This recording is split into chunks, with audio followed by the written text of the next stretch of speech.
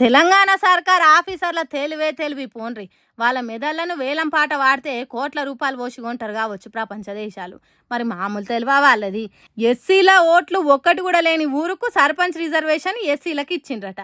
మరి ఒకటో రెండో ఓట్లు ఉన్నాయా లేవా అనేది చూసుకొని రిజర్వేషన్ కేటాయించాలి. కానీ అట్లా చెకింగ్లు ఏం చేసుకోకుండానే గుడ్డెద్దు చేన్ల పడ్డట్టు ఎస్సీ రిజర్వేషన్ రాసిండ్రట.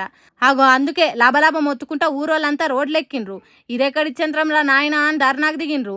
నిర్మల్ జిల్లా దస్తూరాబాద్ మండలం పెరకపల్లె అనే ఊర్లే 500 ఓట్లున్నాయట. దాంట్లో ఎస్టీ ఓట్లు ఒక 4, కడుమ ఓట్లని బీసీలేనట. ఇక ఎన్నికలలో నిలబెట్టేదానికి ఎస్సీలను ఎక్కడి నుంచి తీసుకురావాలి? ఓటర్ లిస్టులో లేనోళ్లను ఏ రూల్ ప్రకారం నామినేషన్ వేస్తారు అని మొత్తుకుంటున్నారు. బీసీలకు 42% రిజర్వేషన్లు ఇస్తున్నామని చెప్పిన సర్కారు ఇప్పుడు బీసీలు ఎక్కువ ఉన్న ఊరుకు ఎస్సీ రిజర్వేషన్ ఇస్తారు. అది కూడా ఒక్క ఎస్సీ ఓటు లేని కాడ అట్లెట్లా చేస్తారంటున్నారు. ఏ నిర్ణయం తీసుకోకుండా చేసిండ్రు మా ఊరిని అన్నట్టు ఎన్నికల పోటీ చేసి గెలవాలని కలలు కన్నోళ్ళ కండ్లల్లా కారం కొట్టినట్టు అయిందని బాధపడుతున్నారు. వెనక ముందు చూసుకోకుండా రిజర్వేషన్లు కేటాయించిన ఆఫీసర్ల మీద పండ్లు పటపట కొరుకుతున్నారు. ఇప్పటికైనా ఈ రిజర్వేషన్ను మార్చాలని కోరుతున్నారు పాపం.